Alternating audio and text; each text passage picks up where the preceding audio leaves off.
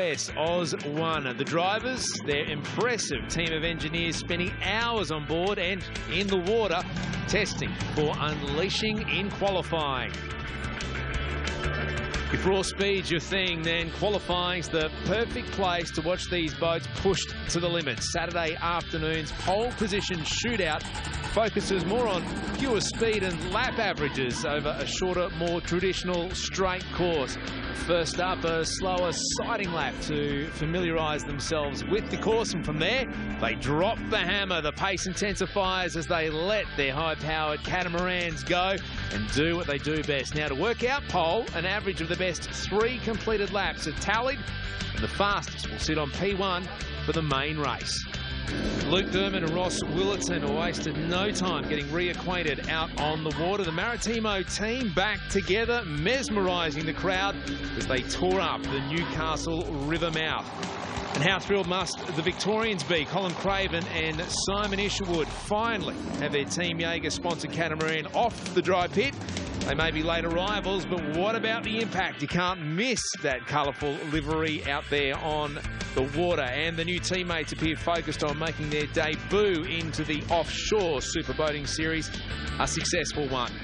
But it was slow going thanks to some preliminary engine problems. They battled to make up lost time and settled for alterations back in the dry pit.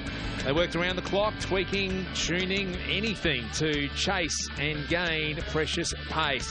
Now, let's check in with the defending champs, Tom Barry Cotter and Paul Vierick Nielsen. The pair keen to get their revamped Mustang into the water, and once they did, they didn't disappoint. Our first look at the new power plants, the classy cats purring thanks to 2 MPE Maritimo Performance custom design 900 horsepower V8 engines.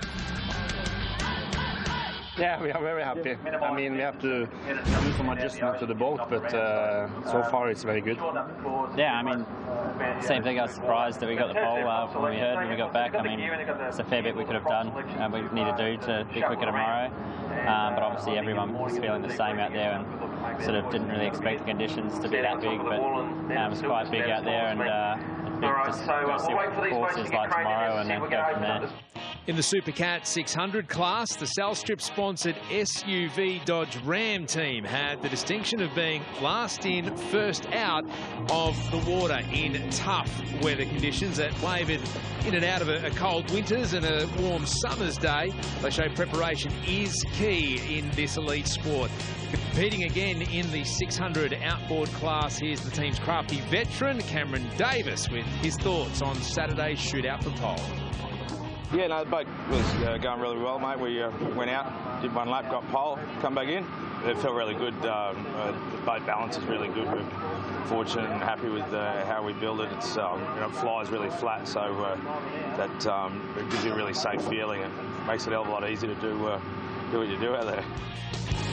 As the session closed and the drama of the season opening day wound down, preps for the main race started in earnest. The team's only too aware a blistering start in round 1 would lay the foundations for a successful 2011 campaign. So this is how the teams will line up after Saturday's pole position shootout. The WHF leaderboard looks like this. Mustang will be hard to catch out in front of the Class 1 field, recording 2 laps out of 3 with a blistering time of 3 minutes 7 seconds. In the Supercat 1000s, the good guys will lead out their class. The boys hitting speeds of up to 84 miles an hour. That's about 135 clicks. That is quick. Now, the SUV Dodge Ram has taken pole in the Supercat 600 horsepower class, averaging out at about 72 miles per hour. Finally, the Canberra-based number 8 racing team has hit pole in the 4th. Ones to catch. Now, with pole positions determined, we are just moments away from our first heart-pumping action of the year. This is the 2011 Australian Offshore Superboat Championships.